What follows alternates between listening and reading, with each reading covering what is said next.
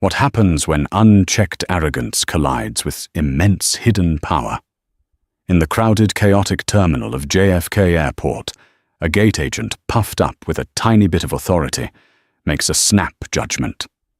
She looks at a black woman standing in the first-class line, a woman of elegance and poise, and sees only someone who doesn't belong. With a sneer, she directs her to the back of the economy line. She doesn't know she's speaking to Dr. Imani Carter, the CEO of a billion-dollar tech firm.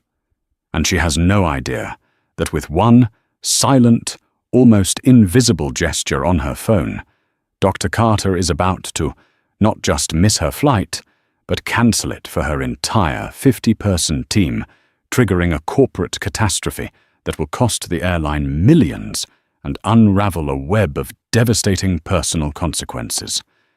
This isn't just a story about a clapback. It's about the earth-shattering impact of a single silent choice. The atmosphere inside John F. Kennedy International Airport's Terminal 4 was a familiar symphony of controlled chaos. The vast vaulted ceilings designed to inspire a sense of wonder and possibility did little to quell the low-grade anxiety thrumming through the thousands of travelers. It was a river of humanity, families on vacation, weary business travelers, students embarking on adventures, all flowing towards their designated gates. The air carried a unique blend of scents: roasted coffee cleaning solution, the faint metallic tang of jet fuel, and the almost imperceptible hum of human stress. Dr. Imani Carter stood as an island of calm in this rushing river, dressed in a bespoke navy blue pantsuit that was the epitome of understated power. Her posture was impeccable. At 42, she possessed a presence that was both commanding and serene. Her hair was styled in intricate microlocks, adorned with a few delicate gold cuffs that caught the harsh terminal lighting. Her gaze, sharp and intelligent behind a pair of minimalist glasses, swept over the boarding area for Continental Apex Air Flight 710 to London Heathrow. She wasn't just a passenger. She was the architect of the journey. Imani was the founder and CEO of Auratech Innovations, a company that had skyrocketed from a Silicon Valley startup to a global leader in advanced haptic feedback technology. Their proprietary systems were revolutionizing everything, from surgical training simulations to immersive virtual reality experiences. The 50 people scattered around the gate engineers, project managers, and lead designers were her team. They were on their way to the Global Tech Vanguard Summit in London to unveil a groundbreaking new product and finalize a partnership with Neurolink Dynamics, a European behemoth in the medical technology sector. This deal was the culmination of 2 years of relentless work and was poised to triple Auratech's valuation overnight. The stakes were astronomical. Her chief operating officer, David Chen, a man whose calm demeanor masked a fiercely brilliant logistical mind, gave her a subtle nod from across the seating area. He had just finished his final headcount.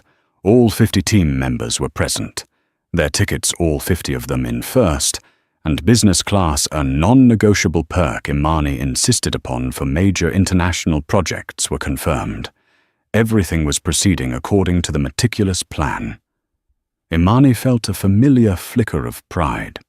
She had built Auratech from the ground up, fueled by coffee sheer force of will and an unshakable belief in her vision.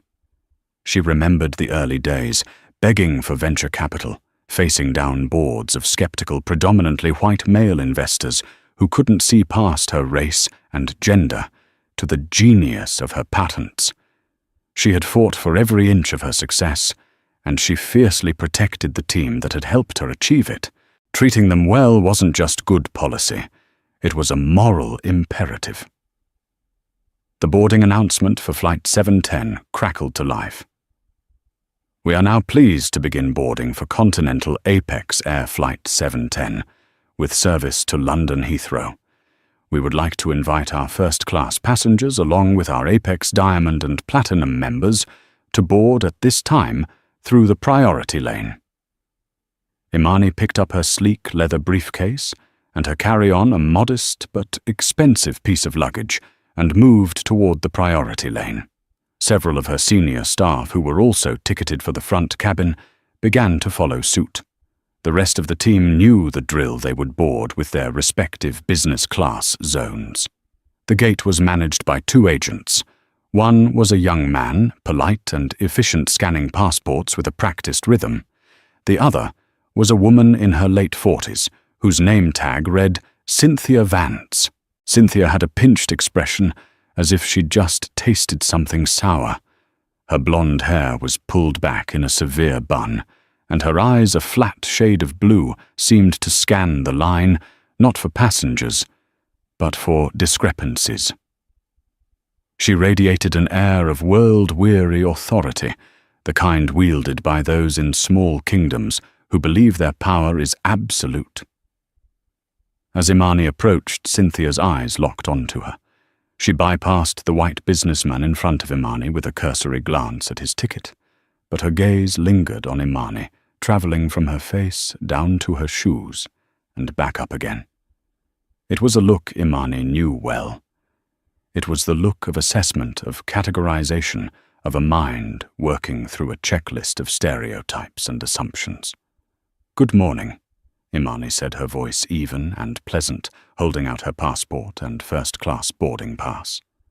Cynthia Vance ignored the greeting.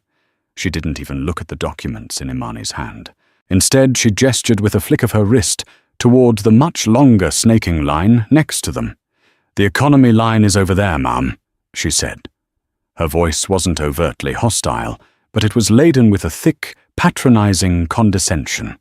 The ma'am was not a sign of respect, but a verbal pat on the head. Imani paused. The hum of the terminal seemed to fade into the background. For a brief second, she felt a flash of hot anger, the familiar sting of being misjudged and diminished.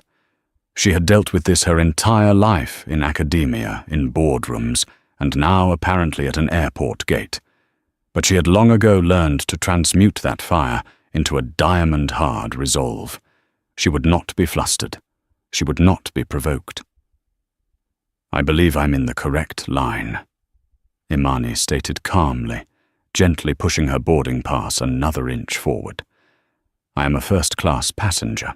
Cynthia let out a small, disbelieving sigh, the kind one might use for a toddler who insists on putting a square peg in a round hole. "Lots of people believe they're in the right line," she said, a smirk playing on her lips. "The priority lane is for first-class and high-tier status members only. The general boarding line is on the right." She still had not looked at the ticket. Her decision was made, her reality constructed. In her mind, the woman standing before her simply did not fit the profile of a first-class passenger. The suit, the poise, the expensive luggage, Cynthia's prejudice filtered it all out, leaving only the color of Imani's skin as the determining factor. Behind Imani, David Chen's face tightened. 2 of her other executives, a sharp-witted lawyer named Sophia and a brilliant engineer named Ben, exchanged looks of disbelief. They started to take a step forward, ready to intervene. Imani, without turning, made a minuscule, almost imperceptible gesture, with her free hand a slight downward press. "Stand down, let me handle this." They immediately halted. They trusted their CEO implicitly. "Perhaps," Imani suggested, her voice dropping a fraction, losing its warmth and taking on a polished, steely edge, "you could do me the courtesy of looking at my boarding pass. It might clear up your confusion." The directness of the challenge seemed to startle Cynthia. Her smirk faltered for a second. With an exaggerated theatrical huff, she snatched the boarding pass from Imani's hand. Her eyes scanned the paper. She saw the name Dr. Imani Carter. She saw the seat assignment 1A. She saw the fare class first. For a moment she was silent. A flicker of something surprise embarrassment crossed her face, but it was instantly smothered by a fresh wave of defensive arrogance. She couldn't possibly admit her error. That would be a surrender of her gate-side throne. So she doubled down.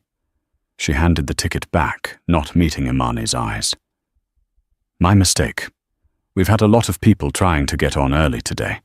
System's been glitchy." "You can go ahead." She mumbled, her tone still grudging, as if she were granting a favor rather than performing her basic duty. There was no apology, no acknowledgement of her blatant prejudice. Imani stood her ground. She hadn't moved. The line behind her was beginning to back up. The polite young agent was looking over a concerned expression on his face. "A glitchy system," Imani repeated softly, the question hanging in the air like a shard of ice. "Is that what we're calling it?" Cynthia's face hardened. "Do you want to board the plane or not?" She snapped her voice now, sharp and impatient. "You're holding up the line." It was in that moment that a decision crystallized in Imani's mind. This was no longer about a flight. It wasn't about getting to London on time. It was about a principle. It was about the dozens of similar smaller slights she and her team had endured over the years. It was for every time one of her brilliant black engineers was mistaken for a janitor at a conference, for every time David was complimented on his excellent English, for every time a venture capitalist had asked who the real CEO was. Her company Auratech wasn't just a business, it was a statement. It was proof that excellence had no color, no gender, no predetermined profile. And the woman standing before her with her petty tyranny and casual bigotry had just insulted the very foundation upon which Auratech was built. She would not board this plane. More than that, Auratech would not board this plane. The multi-million-dollar deal could wait. True power wasn't just about having a seat in first class, it was about having the ability to decide whether the plane was even worth flying on. Imani Carter gave Cynthia Vance a long, cool look. It was a look that contained no anger, no malice, only a profound and final judgment. Then she stepped back from the line. The tension at the gate was thick enough to taste.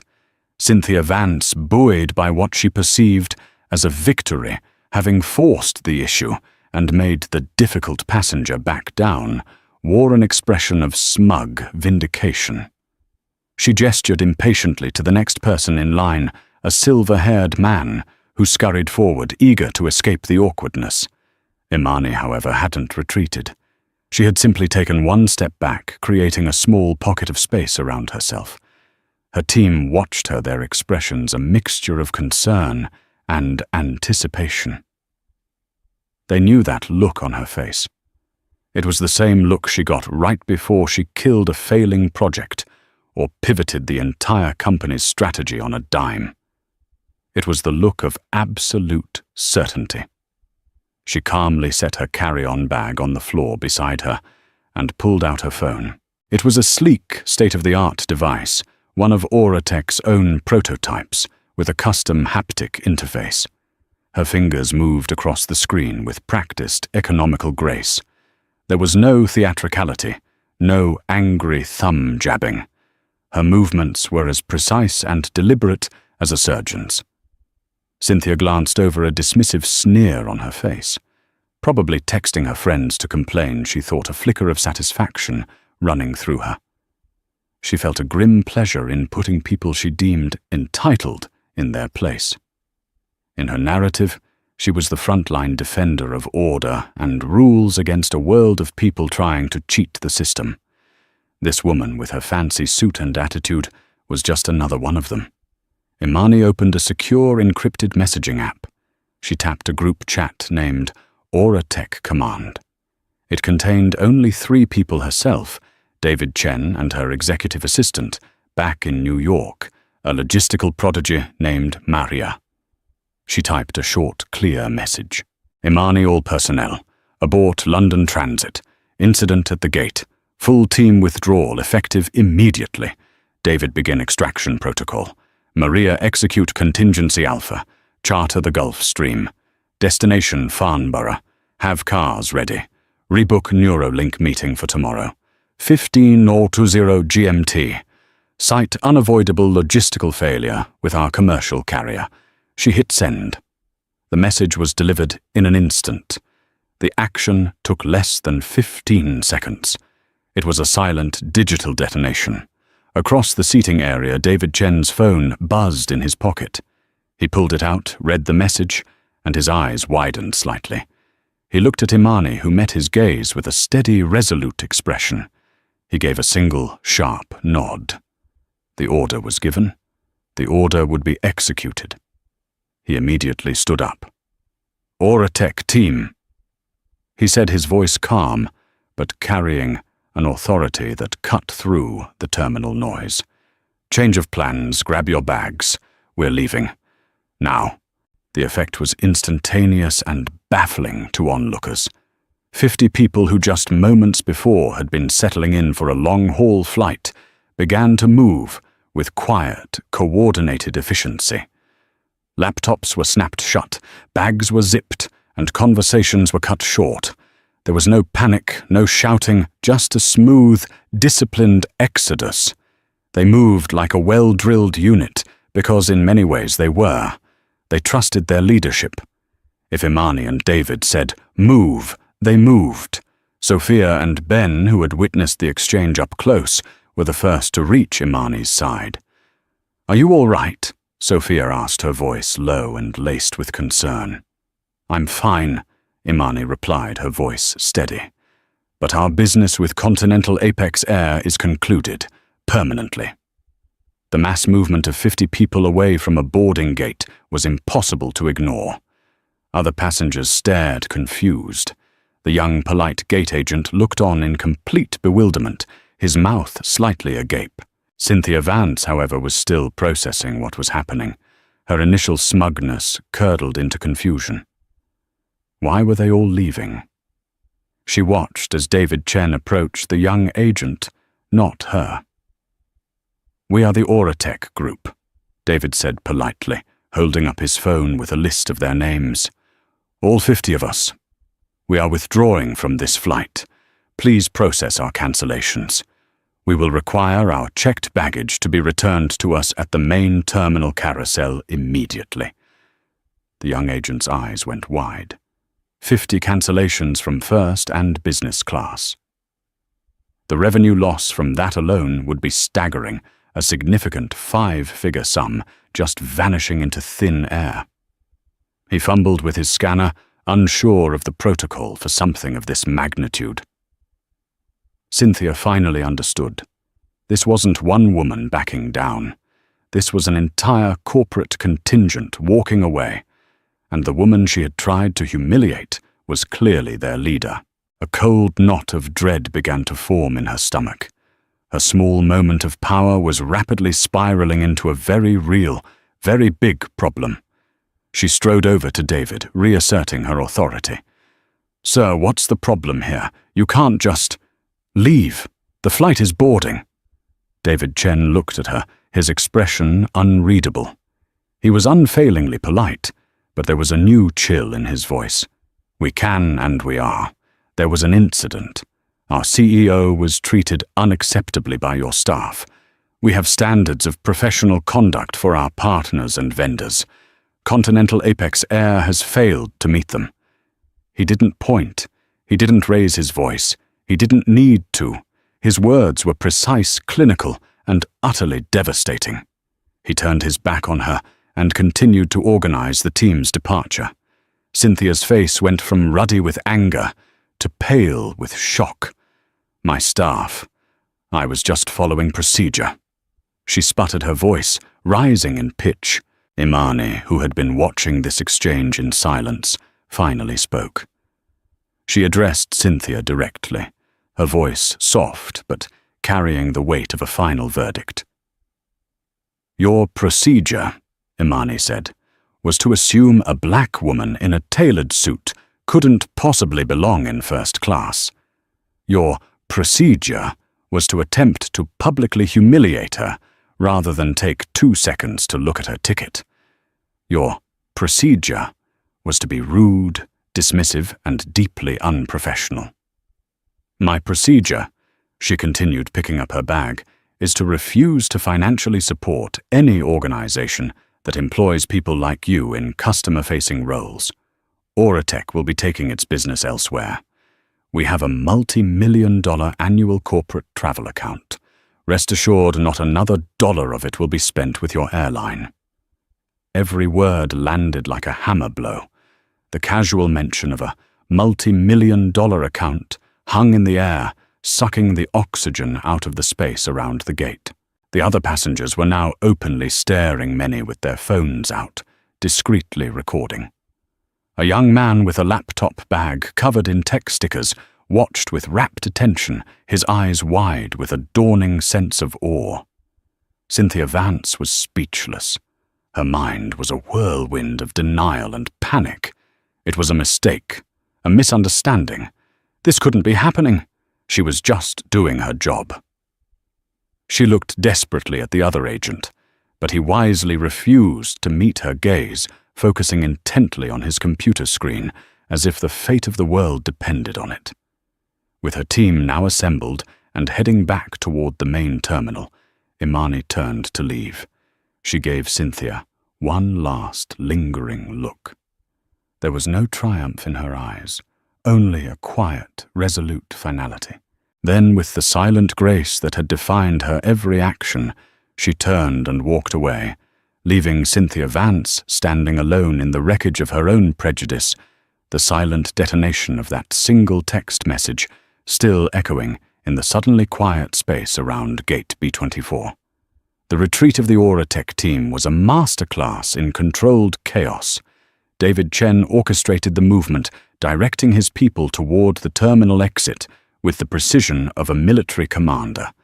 Phones were already out, rearranging logistics, cancelling hotels, and informing families of the change in plans. They were disappointed, but resolute, a tangible sense of solidarity uniting them. They had witnessed the insult to their leader, and by extension to the principles of their company. Her stand was their stand. Back at the gate, panic was setting in. The young agent was on his radio, his voice a strained whisper as he tried to explain the situation to a supervisor. "Yes, sir. The entire Auratech party. 50 passengers. First and business? Yes, all of them." Cynthia Vance, still rooted to the spot, felt a cold sweat prickle her skin. The words, multi-million-dollar annual corporate travel account, were replaying in her mind on a loop. This was escalating far beyond a customer complaint. This had career-ending implications. Just then, a man in a slightly too tight airline suit hurried toward the gate, a harried expression on his face. This was Robert Maxwell, the airport's duty operations manager for Continental Apex Air. He was a man whose entire job revolved around putting out fires, and the smoke pouring from Gate B24 was thick and black. "What in God's name is going on here?" he demanded, his eyes darting between Cynthia and the other agent. "I just got a call from Central Ops. We've got a 50-person business group that just cancelled en masse. Explain. Now." The young agent stammered. "So there was a disagreement with a passenger." Cynthia found her voice laced with self-defense. "I was following procedure, Robert. This woman, she was in the priority line, and I—" "You what?" Robert snapped, cutting her off. "Did you look at her ticket?" Well, eventually, yes, she was first class, but her attitude, Robert's face flushed with anger and disbelief. "Cynthia, do you have any idea who that was? That was Dr. Imani Carter. Her company, Auratech, is one of the biggest tech firms in the country. Their corporate account is managed out of our Chicago headquarters. It's enormous." He ran a hand over his balding head, the stress visibly aging him. "Where is she? I need to fix this." The young agent pointed a trembling finger down the concourse. They just left, sir. Heading toward the main exit. Without another word to Cynthia, Robert broke into a clumsy run, weaving through the crowd of passengers. He spotted the Aurotech group, just as they reached the edge of the secure area. "Dr. Carter," he called out, his voice slightly breathless. "Ma'am, please, a moment of your time." Imani stopped and turned, her expression unreadable. Her team halted behind her, forming a silent, protective wall. Robert Maxwell skidded to a stop in front of her, smoothing his tie and trying to compose himself. "Dr. Carter, Robert Maxwell, Duty Operations Manager," he panted. "On behalf of Continental Apex Air, I want to offer my sincerest, most profound apologies for any misunderstanding that may have occurred at the gate." He produced a practiced, sympathetic smile. It was the smile of a man trained in de-escalation, designed to soothe the ruffled feathers with a veneer of corporate contrition. Imani's gaze was unwavering. "Mr. Maxwell, there was no misunderstanding. Your gate agent was explicitly and deliberately discriminatory. She refused to believe a black woman could be a first-class passenger. That isn't a misunderstanding. It is a clear statement of prejudice." Robert's smile faltered. This wasn't going to be a simple, "we're sorry, here's a voucher" situation. "I assure you, Dr. Carter, that is not what our airline stands for. The agent in question, she's a veteran employee, perhaps a bit overzealous in enforcing the rules, but I'm sure she meant no personal offense." It was the worst possible thing he could have said. It was an excuse, a defense of the indefensible. Meant no personal offense. Imani's voice was still quiet, but it now held a dangerous undercurrent. "Mr. Maxwell, do you think racism is only a problem when it's personal? Your agent's bias is a systemic issue, one you are now attempting to minimize with corporate platitudes. She didn't see me a paying customer. She saw a stereotype. And your first instinct is to defend her, not to address the egregious behavior. That tells me everything I need to know about your company's culture." David Chen stepped forward slightly. "Mr. Maxwell, we have 50 employees here. We were on our way to London to close a deal worth over $200 million to our company. The success of that deal relies on our team being focused, respected, and secure. This incident has demonstrated that we can't rely on your airline for even the most basic level of professional courtesy. The risk of entrusting our people and our business to your service is now, in our assessment, unacceptably high." Robert's face went pale. The number 200 million hung in the air, eclipsing even Imani's earlier mention of their travel account. "Please," he pleaded, his professional demeanor cracking. "Let's not be hasty. I will personally escort you and your entire team onto the plane. I will guarantee you the most comfortable flight possible. We will open an immediate formal investigation into the agent's conduct. We'll fire her if that's what it takes. Just please don't do this." Imani gave a small, sad shake of her head. "Mr. Maxwell, this is no longer a negotiation. You seem to think this is about my personal comfort. It's not. It's about the integrity of my company and the well-being of my employees. Firing one agent now under duress is a bandage on a festering wound. It doesn't solve the problem. It just hides the symptom. The problem is a culture that allowed her to feel comfortable acting that way in the first place, and a management that excuses it as overzealousness." She glanced at her phone. "Our new travel arrangements have been made. Our baggage is being offloaded.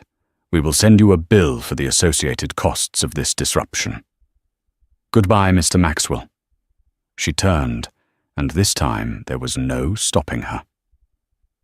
The entire Aurotech team moved as one, a silent tide flowing out of the terminal, leaving the duty manager standing alone, the magnitude of the disaster finally crashing down upon him. He had not just failed to put out the fire, he had poured gasoline on it. Back at the gate, Cynthia watched him trudge back, his face ashen. He walked right past her, picked up the radio, and spoke in a low, grim voice. "Security to gate B24. Escort Ms. Vance to the operations office. Her credentials are to be suspended effective immediately." Cynthia's world tilted on its axis. "Robert, wait!" she cried out. "You can't do this. It was a mistake." He finally turned to look at her, and his eyes were devoid of any sympathy. "You didn't just make a mistake, Cynthia," he said, his voice cold with fury. "You just cost us the Auratech account. You probably cost us a hell of a lot more than that. You're done." The aftershock of Imani's silent gesture was no longer a tremor. It was a full-blown earthquake, and the ground was just beginning to crack open beneath continental Apex Air. The story didn't stay within the sterile confines of JFK for long. In the age of social media, secrets have the lifespan of a mayfly. Lucas Peterson, the young tech student who had been watching the entire drama unfold, was already typing furiously on his phone before Imani's team had even cleared security. He hadn't recorded a video, he felt that would be an invasion, but he had absorbed every word, every gesture. He was a huge admirer of Dr. Imani Carter, having followed Auratech's rise for a class project. Seeing his idol in person, and then witnessing that raw, powerful display of principle, had left him buzzing with adrenaline. He posted a detailed account of the incident on X, formerly Twitter and LinkedIn, tagging both Auratech and continental Apex Air. He didn't use inflammatory language. He simply reported what he saw and heard: the gate agent's condescending dismissal, Dr. Carter's calm and steely response, the quiet efficiency of her team's withdrawal, and the duty manager's failed attempt at an apology. He ended his post with a simple line: "Today, I saw what true leadership looks like. It's not about shouting the loudest. It's about the quiet, unshakable power of your convictions. Auratech doesn't just build the future, they live by it. Continental Apex Air has a lot to answer for." The posts exploded. Within an hour, it had been retweeted thousands of times. Tech journalists, diversity and inclusion advocates, and business leaders picked it up. The hashtags Auratech and Flying While Black started trending. Lucas's eyewitness account, because of its measured tone and detailed accuracy, was seen as highly credible. The story was compelling David versus Goliath, except David was a black female CEO, and Goliath was a multi-billion-dollar airline corporation. By the time Imani and her team were settling into a private lounge at a nearby executive airfield, waiting for their chartered Gulfstream G650, the story was the lead item on several major news websites. Continental Apex Air's social media channels were being inundated with furious comments. Their stock, which had been stable at the market's open, began to show a noticeable dip. The ripples reached far beyond public perception.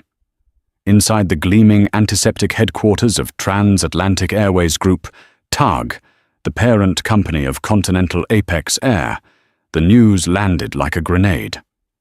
Mr. Harrison, the CEO of TAG, a man known for his ruthless efficiency and icy demeanor, was in a quarterly budget meeting when his chief of communications burst in, phone in hand, his face pale. "So we have a 5-alarm fire," the communications chief said, dispensing with pleasantries. The meeting was halted. The story was laid out for Mr. Harrison. His initial reaction was one of intense anger directed at the incompetence at JFK. One gate agent, one manager, and they couldn't contain this, fire them both. Issue a public apology and offer the company 1 million frequent flyer miles. Make it go away. "It's not that simple, sir," the comms chief replied, swallowing hard. "There's a complication, a very large one." He slid a tablet across the polished mahogany table. "It's about the deal Auratech was flying to London to sign." Mr. Harrison looked at the screen. It was an internal briefing document. Their partnership is with Neurolink Dynamics, the chief explained. The name hit Harrison like a physical blow. He didn't need to read any further. Neurolink, he whispered, the color draining from his face. Neurolink Dynamics was not just any medical tech company. They were a key strategic partner for TAG's burgeoning and highly profitable air freight division. TAG had just signed a massive exclusive 10-year contract worth an estimated $500 million to be the sole global carrier for Neurolink's sensitive high-value medical hardware. The ink was barely dry. The partnership was announced the previous week with much fanfare, promising to be a cornerstone of TAG's future growth. "Go on," Harrison said, his voice dangerously quiet. "Neurolink's next-generation surgical simulators, the ones our new freight contract is built around, require a new haptic feedback system to function, a system that provides realistic tactile sensations for training surgeons.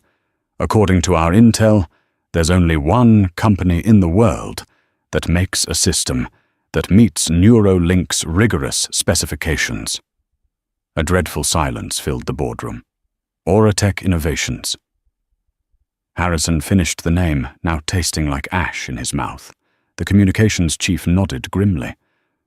Dr. Carter wasn't just flying to London to sign a deal for her company.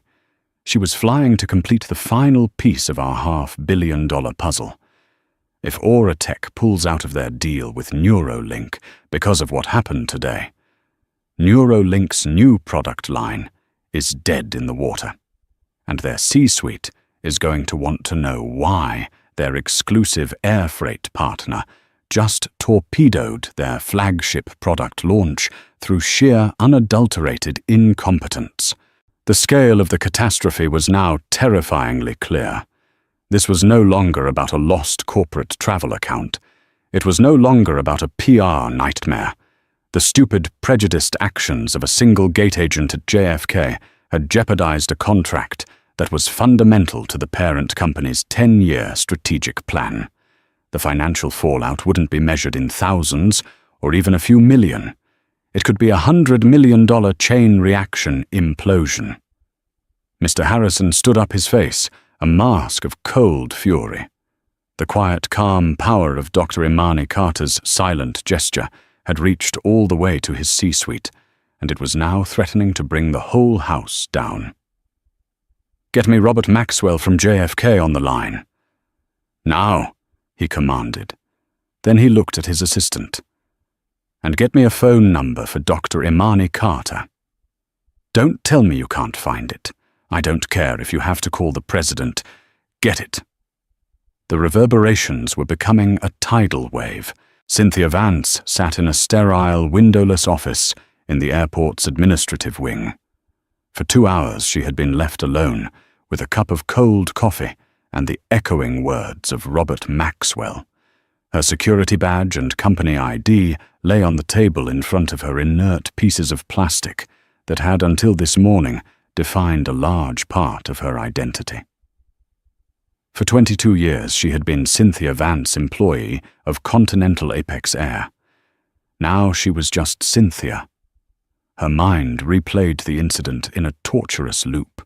In her version, she was still the victim. The woman Dr. Carter had been haughty. She had an air about her.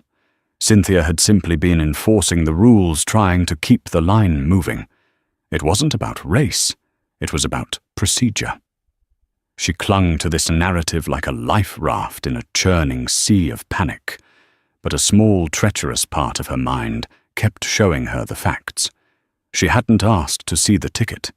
She had made an assumption based on what the woman was black. That was it. That was the beginning and the end of her calculation. She had seen countless white men and women in expensive clothes breeze through the first-class line without a second thought. But this woman had triggered something in her, a deep-seated, unexamined prejudice that had lashed out on instinct. Her phone buzzed. It was a text from her sister. "Cindy, are you okay? Turn on the news." With trembling hands, She pulled up a news app. The headline was stark. Tech CEO Dr. Imani Carter pulls team from flight after alleged racial profiling by airline staff. Her heart hammered against her ribs. They were talking about her. The whole world was talking about her. The article contained quotes from Lucas Peterson's viral post. It mentioned the immediate grounding of her 50-person team and the cancellation of a major international partnership meeting. Then a new alert popped up, a statement from Transatlantic Airways Group. TAG and its subsidiary Continental Apex Air have been made aware of a deeply disturbing incident at JFK today. The alleged behavior is unacceptable and runs contrary to our core values of respect and inclusion. A full and swift investigation is underway. The employee in question has been suspended without pay, pending the results of this investigation. We are making every attempt to reach out to Dr. Carter and the team at Auratech to apologize directly and make this right. Suspended without pay. The words were cold and final. Her life raft was sinking. Just then the door opened. Robert Maxwell entered, followed by two stern-looking individuals in corporate suits she didn't recognize. They were from TAG headquarters. The reckoning had arrived. The investigation was brutal and efficient. They didn't ask about her feelings or her intentions. They asked about her actions. "Miss Vance, did you ask to see Doctor?" Carter's boarding pass before directing her to the economy line. One of the suits asked, his voice flat. "No, but—" "Yes or no, Miss Vance?" "No." "So you made an assumption about her eligibility for priority boarding without looking at her official documentation," I thought. "What was this assumption based on, Miss Vance?" the second suit pressed. Cynthia was silent. What could she say? She didn't look like the other first-class passengers. The bigotry inherent in that thought was suddenly sickeningly clear even to her. I made a mistake," she whispered. The interrogation continued, stripping away every layer of her self-defense until she was left exposed and humiliated. At the end, the first suit slid a piece of paper across the table. It was a termination agreement. "Your employment with Continental Apex Air is terminated effective immediately for gross misconduct and a violation of the company's anti-discrimination policies," he stated. "Sign here." As she stared at the paper, her world collapsing, her phone buzzed again. It was a reminder notification from her calendar. Appointment, Dr. Edwards, Adam's neuroscan results. A wave of nausea washed over her. Her son, Adam. He was 14, and for the past year, he had been battling a rare degenerative neurological condition that was slowly affecting his motor control. Local doctors were stumped. They had finally been referred to a specialist in Boston, Dr. Edwards, who was part of a trial program for a new diagnostic technology. The results were due today. It was the one thread of hope she had been clinging to for months. Later that afternoon, sitting in her car in the airport parking lot, a terminated employee, a public pariah she called the doctor's office. "Cynthia, it's Dr. Edwards." The kind voice on the other end said, "I have the results of Adam's scans. The good news is we have a definitive diagnosis. The bad news is that it's progressing, but there is a new treatment on the horizon. It's revolutionary. It involves a targeted haptic feedback therapy to help the brain remap neural pathways. It's shown incredible results in early trials." Cynthia felt a flicker of hope. Haptic feedback. What is that? Who makes it? It's an amazing technology. Dr. Edwards continued, his voice filled with genuine excitement. It allows us to create precise, tactile sensations that stimulate the damaged parts of the nervous system. The system we're hoping to get for our program, the one that could truly help Adam, is made by a company called Auratech Innovations. It's considered the absolute gold standard. The phone slipped from Cynthia's fingers and clattered onto the passenger seat. Auratech Innovations. The name echoed in the silent car. The company founded by the woman she had scorned. The technology that held the only real hope for her son's future was the product of the very mind she had dismissed. The irony was so crushing, so cosmically cruel, that she couldn't even cry. It wasn't just her job she had lost. It wasn't just her reputation. Her blind, senseless prejudice had led her to insult the one person, the one company on the planet that might have been able to save her child. She had not just been wrong. She had been calamitously, life-alteringly wrong. This was the true consequence. Not a lost paycheck, but a lost future. The weight of it was absolute, and it broke her completely. The Gulfstream G650 was a world away from the chaotic terminal at JFK. It was a capsule of serene luxury and quiet purpose, slicing through the thin, dark air 8 miles above the churning Atlantic. The bespoke cabin, finished in cream leather and dark walnut, was a mobile headquarters. There was no sense of celebration, no victorious chatter. Instead, a low hum of focused energy pervaded the space. Near the front, 2 lead engineers, oblivious to the opulence around them, had their heads bent over a holographic display, their styluses dancing as they refined a schematic. Further back, Sophia, the legal counsel, was reviewing the Neurolink contract with a fine-toothed comb, her expression intense. The team was disappointed by the delay, but galvanized by the principle. They were not just employees. They were stakeholders in the culture Imani had built, and they moved with the quiet confidence of people who knew their leader had chosen the harder, righter path. Imani Carter sat alone in a forward club seat, a tablet displaying market data resting unread on her lap. She stared out the curved window, not at the blanket of clouds below, but at the impossible star-dusted darkness of the upper atmosphere. The incident at the gate replayed in her mind, not with the heat of anger anymore, but with a cool, analytical detachment. She weighed the cost of her decision. The charter flight was an unplanned, 6-figure expense.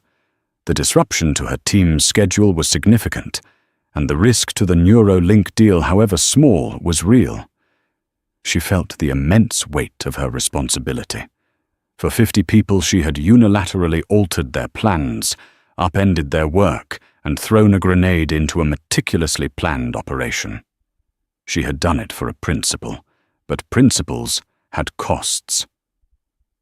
Had the price been too high, David Chen approached and took the seat opposite her, his expression calm as ever. He seemed to read her thoughts. "No one is second-guessing you, Imani," he said softly. "You should see the messages on the team's internal channels. They're proud, they feel seen. What you did today was an investment in our company's soul. That always pays the highest dividend." Imani managed a small, grateful smile. "Our company's soul is expensive, David." "The best things always are," he replied. "So what's the next move? Harrison's office has been calling Maria every 5 minutes for the past hour. They're desperate." Desperation leads to mistakes. Imani mused, her strategic mind taking over. Or it leads to clarity. We're about to find out which it is. As if on cue, her private satellite phone chirped. It was Maria. "Dr. Carter, I apologize for the intrusion. Mr. Alistair Harrison is on the line. He has bypassed my attempts to schedule a call and is citing an urgent matter of extreme mutual importance. He sounds contained but under significant pressure." Imani paused, considering her options. She held all the cards. She could let him wait, let him stew in the crisis his company had created. But that was a power play, not a solution. And Imani was a builder, a solver. "Put him through, Maria." A moment later, A man's voice, crisp and carrying the polished accent of the global elite, filled the quiet cabin. "Dr. Carter Alistair Harrison, thank you for taking my call." "Mr. Harrison," Imani replied, her voice a flat, cool surface. She would give him nothing to start. "Dr. Carter, I'll be direct. I've been fully briefed on the disgraceful event at JFK this morning. On behalf of the entire Transatlantic Airways Group, I want to offer you my most sincere and unconditional apology. The behavior of our employee was appalling, a complete failure to uphold the values of respect and service we claim to stand for." It was a textbook corporate apology, well delivered, but generic. "I appreciate the sentiment, Mr. Harrison," Imani said, her tone unmoved. "But I've already received a similar apology from your Mr. Maxwell, right before he tried to excuse the behavior as overzealousness." A sharp intake of breath on the other end of the line. Imani had just shown him that empty words were useless. Mr. Maxwell's handling of the situation was a case study in incompetence, and it is being dealt with severely. Harrison said, his voice tightening. "The gate agent's employment has been terminated. But I know that's not a solution. That's a reaction. It's a necessary one, but you're right, it's not a solution," Imani agreed. "The solution would be to address the culture that made your agent feel empowered to act on her prejudice in the first place." This was the crux of it. Harrison seemed to understand he was not dealing with a typical aggrieved customer. "You are absolutely correct, and that is why I am calling. Dr. Carter, I am aware that your flight to London was for a meeting with Neuralink Dynamics." He paused, letting the name hang in the air. "I am also aware that Auratech's technology is the keystone for their new surgical simulator, the same simulator that is the cornerstone of a new $500 million exclusive freight contract we recently signed with them." He had laid his cards on the table. It was a stunning admission of vulnerability, and, in a strange way, a sign of respect. He was treating her not as a victim, but as a player on his level. "So you're not just calling as the CEO of the airline that insulted me," Imani stated, connecting the dots. "You're calling as a man whose very significant business deal is now at risk because of that insult." "Yes," Harrison admitted, the single word costing him visible effort. "My company's failure has put my other business interests in jeopardy. It's a mess of my organization's own making. I own that, which is why I am not calling to ask for a favor. I am calling to propose a new foundation for our relationship, should you be willing to even consider one." Imani leaned forward, slightly intrigued. "I'm listening." "First, we will refund every dollar Auratech has spent with any tag-owned airline for the past fiscal year. Second, we will cover all costs associated with this disruption, including the charter of your current flight. Third, and most importantly, I am personally committing $10 million to fund a complete overhaul of our diversity, equity, and inclusion training for all 60,000 of our global customer-facing employees, and I want Auratech to be a paid consultant in the selection of the firm that will design and implement that program. I want your standards to become our standards." It was an immense, concrete, and systemic proposal. It went far beyond what she expected. "Who would have oversight?" Imani pressed, testing him. "How would you measure success? A $10 million program is just a PR stunt if it doesn't lead to verifiable change." "An independent board," Harrison countered immediately, "with a seat for a representative of your choosing. We'll establish metrics based on independent audits and customer feedback. We will be transparent. We will make the results public for better or for worse. We have to be better. You've shown me that in the most painful way possible." Imani was silent for a long moment. This was what real change looked like. Not an angry tweet or a lawsuit, but a fundamental shift in corporate policy, bought and paid for by the company's own failure. "Send me the proposal in writing, Mr. Harrison," she said finally. "Every detail. I will review it after my business in London is concluded. That is all I can promise you right now." "Thank you, Dr. Carter," he said, the relief in his voice palpable. "That is more than I deserve." The call ended. David looked at her, his eyebrows raised. "That," he said, "was a masterclass. You didn't just get an apology. You got a budget and a seat at the table." "Progress, David," Imani said, a flicker of satisfaction in her eyes. "That's the only victory that matters." 2 days later, Imani stood at the floor-to-ceiling window of her suite at the Corinthia, looking out over the Thames. The meeting with Neuralink had been a resounding success.